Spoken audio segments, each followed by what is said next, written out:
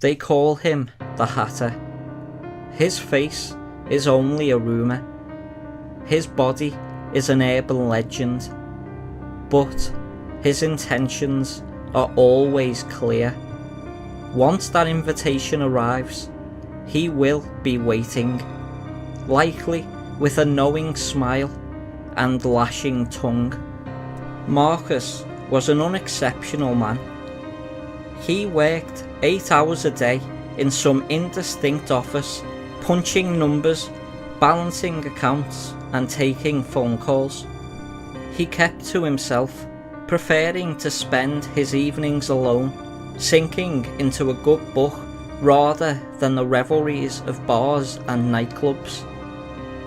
Though he had his eyes set on Janet from accounting, Marcus seldom spoke with her, and their relationship was best described as accidental.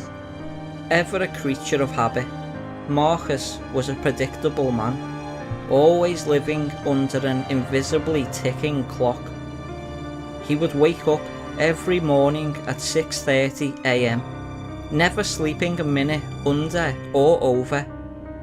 He would shave, shower and cook a simple breakfast of faintly buttered rye toast and coffee. 2 slices on his plate, 2 sugars in his coffee, and Marcus was ready to go. He drove to work, clocked in and stayed in the same place for 8 hours, leaving only to eat lunch or use the bathroom. Sometimes his co-workers would drop in for a casual conversation, but this happened with increasing rarity. He'd drive home, change into his pyjamas and cook a simple meal of meat, potatoes and some greenery if he felt adventurous. For him, excitement and colour came through carrots and peas. Then, at exactly 11 PM, Marcus went to sleep, never to rise until the next morning. Marcus was boring, and he liked it that way. The Hatter had other plans. After a grey day at work, Marcus was ready for new reading material. Perhaps his issue of Reader's Digest had arrived, or perhaps his family had sent him an early Christmas card. He needed some entertainment, and with a brisk walk approached his mailbox. Sure enough, a pile of letters waited for him, and like a vulture with an affinity for milk toast, Marcus scooped these up, taking great care to conceal his treasures from the pouring rain.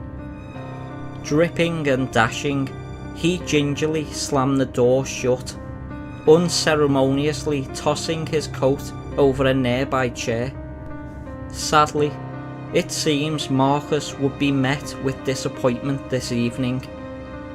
Instead of his favourite magazine or warm greetings, he found bills, advertisements and one pamphlet about his local congressman several months too early.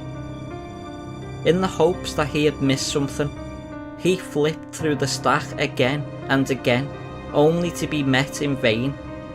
Then he heard the faint swish of a letter landing on the floor. The Hatter was terribly fond of grand gestures, and the invitations to his party are always carefully hidden. Whether hidden with care or in plain sight, he made sure his potential guests always found their letter in time, and Marcus was no exception. He'd been watching Marcus, and he eagerly awaited his response. The letter was small, no larger than a Christmas card. It was addressed to Marcus in clear, elaborate cursive, and the return address was his own house. This is the Hatter's way, for both the destination and the starting point come together in his plans.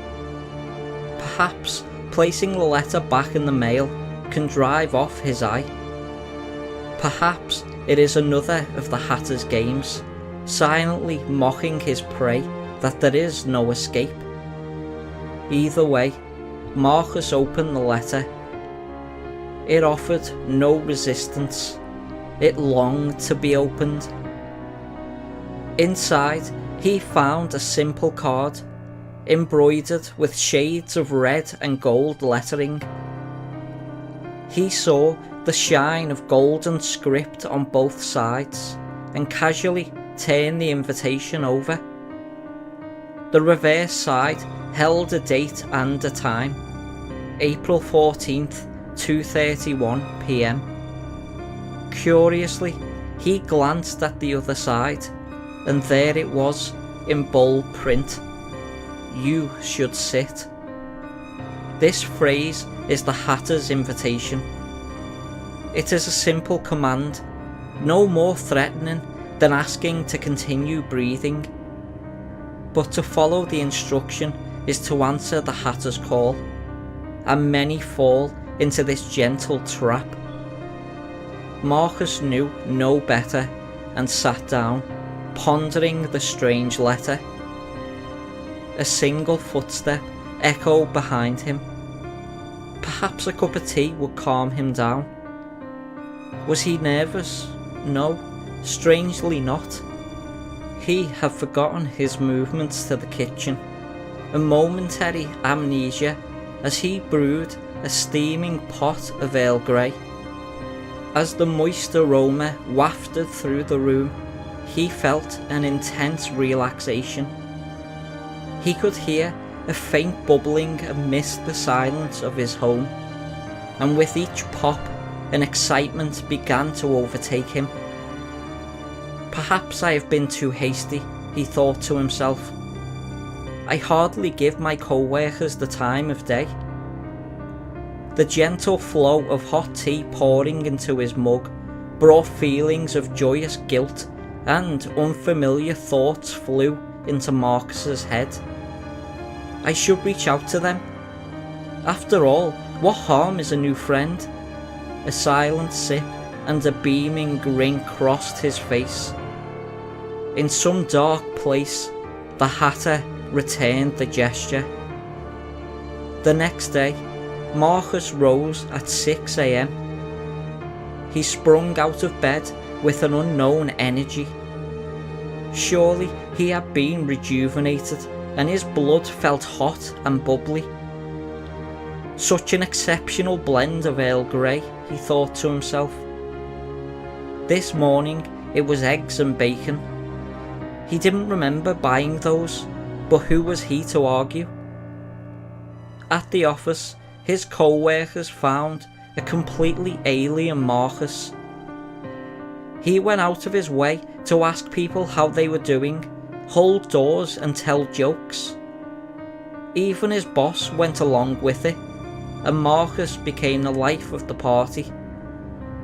His charm was contagious, and over the course of a month, the stagehand had gone centre stage. He knew their names now: Janet, her sister, Clara, Andrew, Gary, and his boss, Everett. Every day he had another cup of tea, often brewing pots for his co-workers during lulls in paperwork. They had grown to love Marcus, and the Hatter enjoyed the show. He would go out with them, though he cared little for clubs. Instead, he would take his new friends to comedy clubs or invite them to the local theatre. He showed them culture, and for reasons unknown, they loved it. All the while, the burning feeling flowed through his veins. One day, Marcus realised something dire. Despite his new friends, he had never invited them to his home. Even Janet had never seen his home, and no one seemed to notice but him. He knew he had to rectify this. During their lunch break, he proposed a classy gathering of olden times, a tea party. His infectious charm did the work for him, and his friends all agreed to such a lovely gesture. And so, On April 14th at 2:31 p.m, 5 guests stepped through his door and 6 pairs of footsteps echoed through his home. With grand gestures and an elaborate table set, Marcus greeted them, the smile on his face as broad as always. Ever the gentleman, he offered Janet a seat before all else, and she beamed at how lucky she was. Then, clasping his hands together, he addressed his friends. "You should sit." As they obeyed, they were gone. No longer were they Marcus, nor Janet, nor any of their friends. There was only the Hatter, and he had waited long for this entertainment. Suddenly, Marcus's grin widened to sickening proportions, and the guests followed suit. Janet's sister had come along, and as the guests sat at the dinner table, she placed herself on the dinner table, lying back and sighing. They looked on hungrily, and the Hatter deemed that they should say their prayers before their meal. Then their forks and knives dug into her, severing raw flesh and spurting blood. Their gory meal continued, and it devolved into frenzy, with guests forsaking their utensils and biting at her. They shredded her like wild animals, bits of flesh and blood caking to their fine dress and teeth. As she was devoured, they all smiled, including the eviscerated remnants of her sister, an unnatural force keeping her alive until the Hatter deemed she had suffered enough. Her mind trapped helpless and silently screaming within her own body, "You may die now." As she had her moment to scream, Marcus bit down on her throat. Her shriek devolved into a gurgle. Janet scooped up a severed finger, placing it in her mouth. With inhuman strength, she chewed and swallowed, stifling a giggle. Clara's face inhumanely twisted back into a grin, cracking bone and holding far too wide. She was the Hatter's now. Yet the Hatter's party was far from over, and the guests were ready for his party games. While Marcus escorted their boss into the kitchen, Janet pounced on Gary, her hands on his throat. She viciously slammed his skull on the floor, holding him down, though they all knew it was too late already. His face draining, Janet slowly eased the fork in each of his eyes, gore and white slime oozing and pouring down his cheeks. All the while, Andrew observed, clapping his hands excitedly. Marcus offered his boss a cup of tea, still stuffed and dripping with the blood of Janet's sister. Against his will, he smiled. That would be ever so lovely.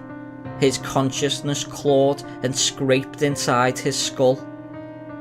"Please God, let me go.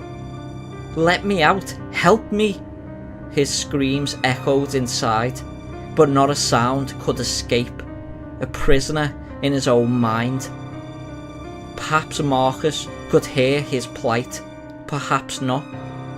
Either way, he set the kettle on the oven and switched the burner on. As blue flames lapped the "no, no, please don't do this" teapot, Marcus reached for his meat cleaver. "As a man who regularly dined on me, just let me go, please," and potatoes nightly. His tools for carving flesh were remarkably advanced. Unfortunately for Everett, their usage today would not be for beef or chicken. As the kettle came to a boil, Marcus smiled. He raised the pot above his head, and Andrew's cheering and applause could be heard in the other room. "Your tea's ready," exclaimed Marcus as he poured the boiling water over Everett's head, searing and peeling away flesh and hair. Amused, the Hatter released him, and his screams came free just in time for Marcus's cleaver to strike his chest. The Hatter forced his blow to strike true and strong, and Everett's heart beat for the last time. But time was wasting, and Marcus got returned to his task of severing his former boss's limbs. Upstairs, Andrew and Janet had made their way to Marcus's bathroom, all the while dragging Gary's body. Andrew's fate, deemed the Hatter, would be the most merciful. Andrew began to fill the tub, water sloshing and splashing. He'd decided that icy cold would be best. And "Please don't, they didn't do anything" more hot water was far from original. All the while, Janet gnawed at Gary's neck, her dark appetite not yet sated from her sister. From below, Marcus shouted up, "Janet, are you almost done up there?" She cupped her hands, glancing out into the hall. "Yes, I shouldn't be more than a minute." Her internal screams had broken down into uncontrollable sobbing, and she begged for someone to save her. Only the Hatter heard. With the tub full of frigid water, Andrew smiled externally. He knew his fate, and "Look away, for God's sake, look away," their terrible host was not yet satisfied.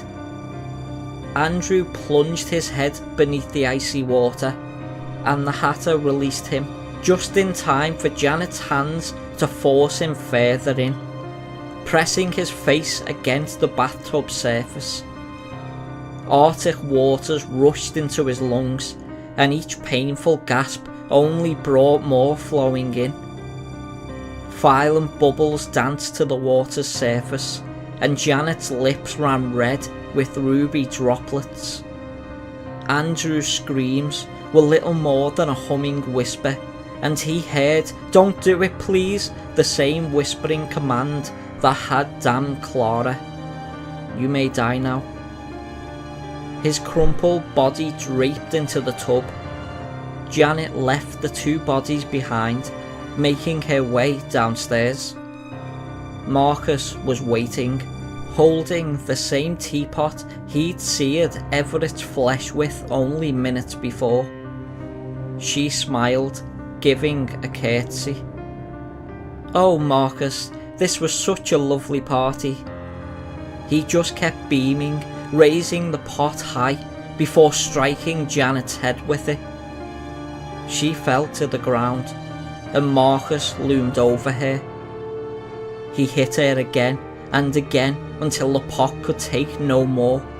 "Cast iron, for God's sake, someone help me," crumpling from the repeated impacts. A terrible strength poured through Marcus. Leaning down, he kissed what remained of Janet's head gently. And then the Hatter released him.